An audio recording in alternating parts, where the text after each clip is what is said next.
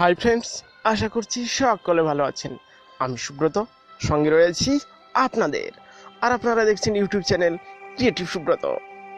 তো বন্ধুরা, এই ভিডিওটি দেখার পর যদি ভালো লাগে একটি লাইক দেবেন, কারণ আপনাদের একটি মাত্র লাইক আমাকে অনেক অনেক বেশি মোটিভেট করে আপনাদের জন্য নতুন কিছু ভিডিও আনতে।